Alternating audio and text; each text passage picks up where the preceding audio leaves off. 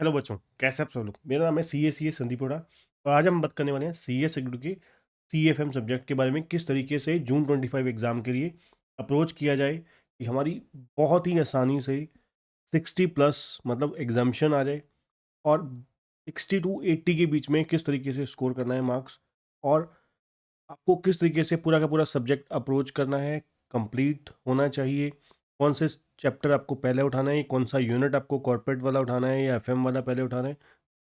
सब कुछ इस छोटी सी वीडियो में A to Z detail discuss करेंगे। ठीक है। और जो बच्चे चैनल में नए हैं, चैनल को सब्सक्राइब करना और बेल आइकन दबाना मत भूलिएगा। और अगर आप CS की क्लासेस बाय करना चाहते हैं बहुत ही अफोर्डेबल प्राइस पे, high quality video lecture available है, फटाफट आप डिस्काउंटेड प्राइस पे आपको अवेलेबल है।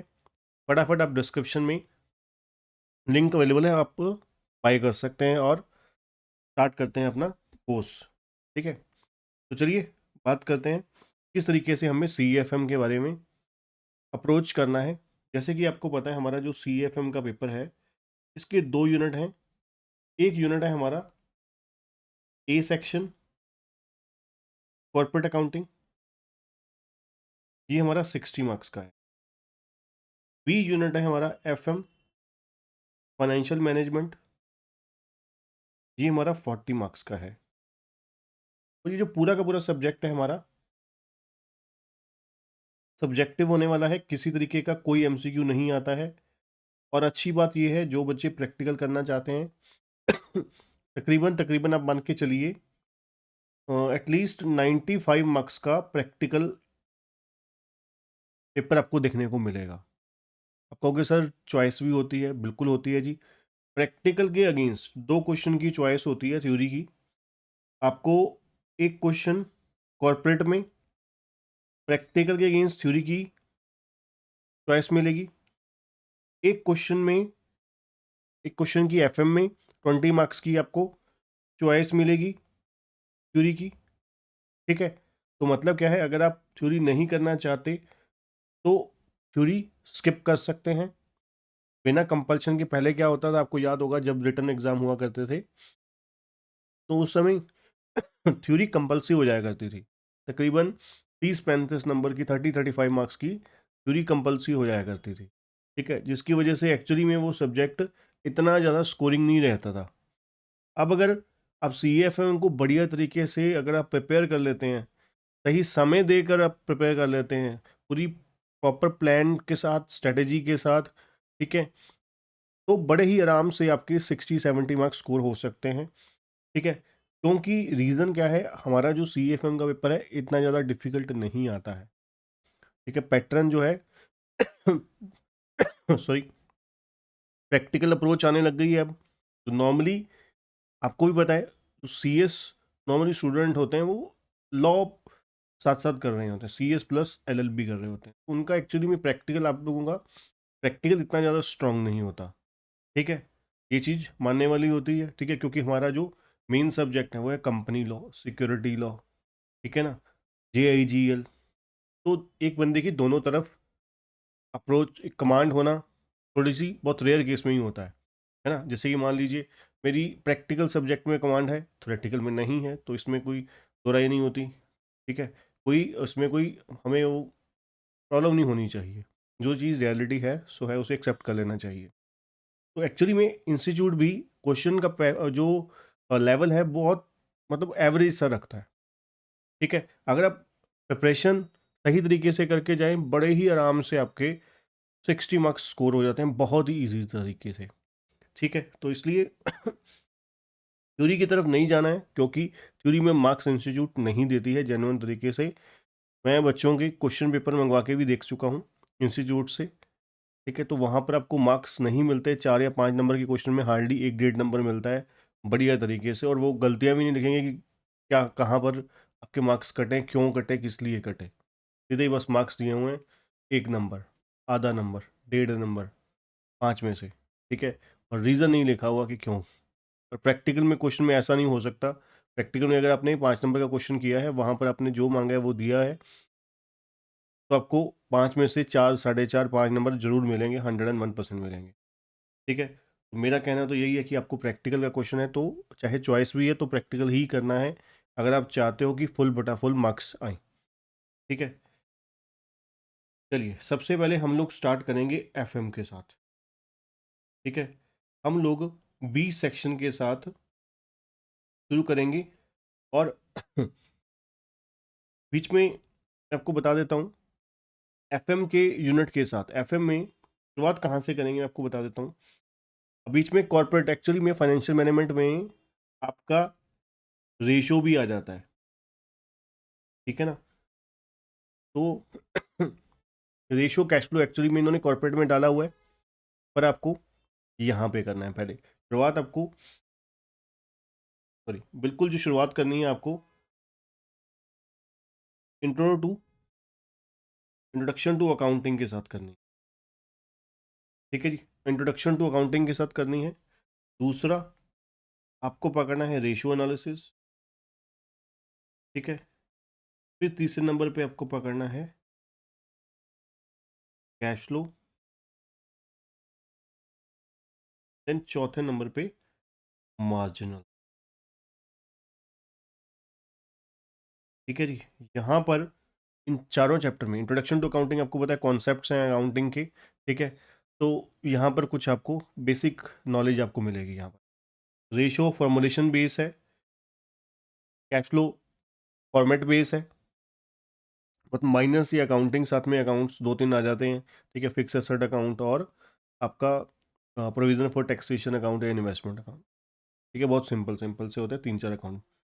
उसके बाद मार्जिनल कोस्टिंग, मार्जिनल कोस्टिंग भी सारा फॉर्मुलेशन बेस्ड है।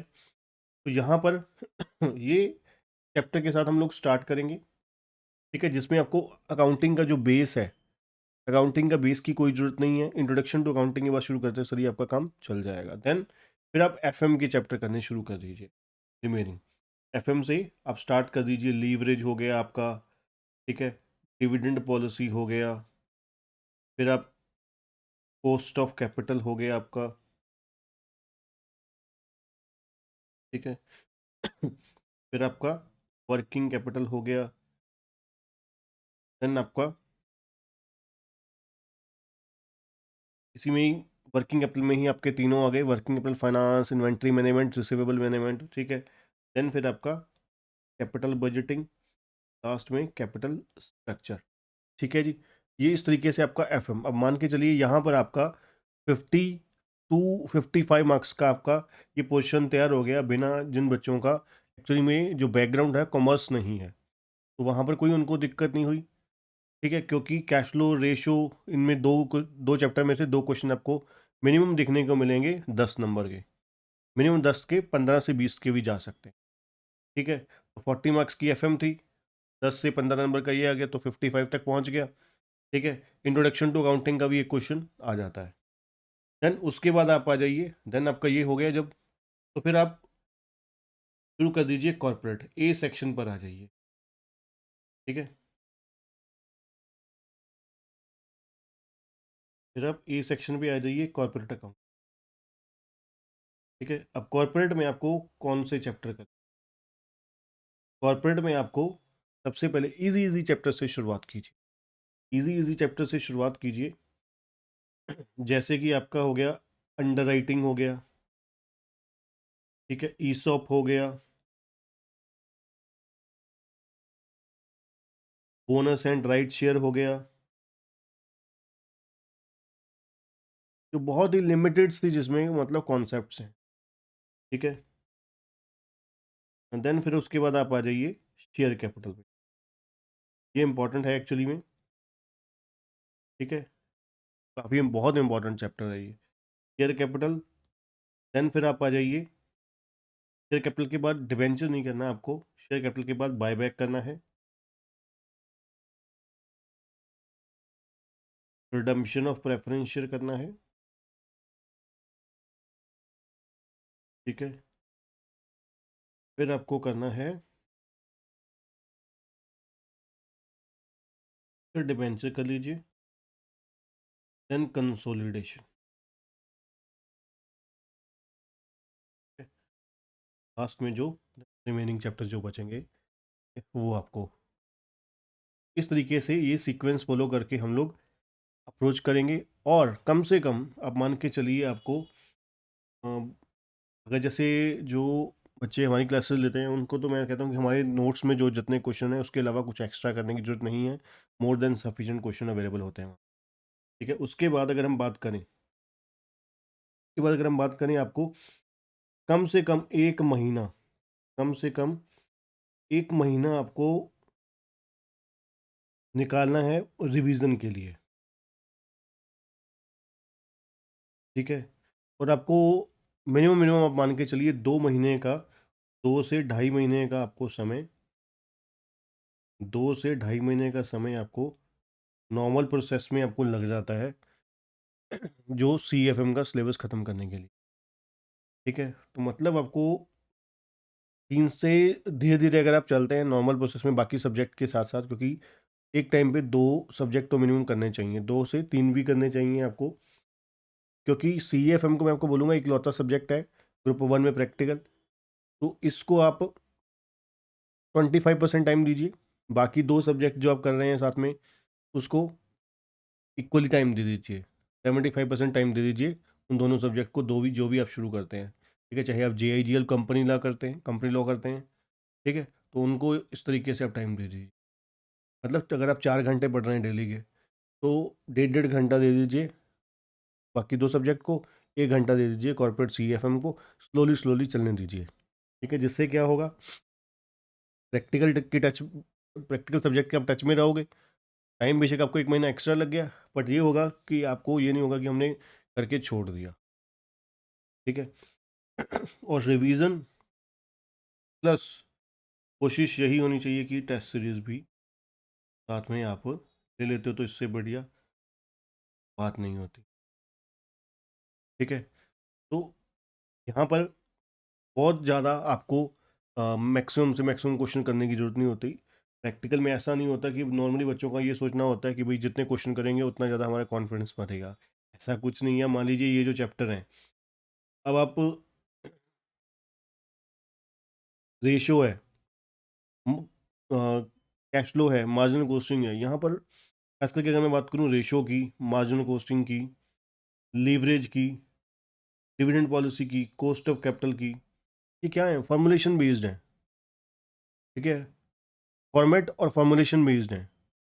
तो अगर आपका बार बार उसको रिवीजन नहीं करोगे, तो नंबर ऑफ क्वेश्चन जितने मर्जी कर लीजिए, है ना। तो कॉन्सेप्ट्स रिवीजन, आप फॉर्मेट रिवीजन, वो बहुत ज़रूरी है, मल्टीपल टाइम ज़रूरी है। ठीक है, तो उसको बढ़िया तरीके से मल्टीपल टाइम रिवाइज कीजिए, मल्टीपल टाइम रिवाइज कीजिए। बहुत ज़्यादा क्वेश्चन करने की जरूरत नहीं है।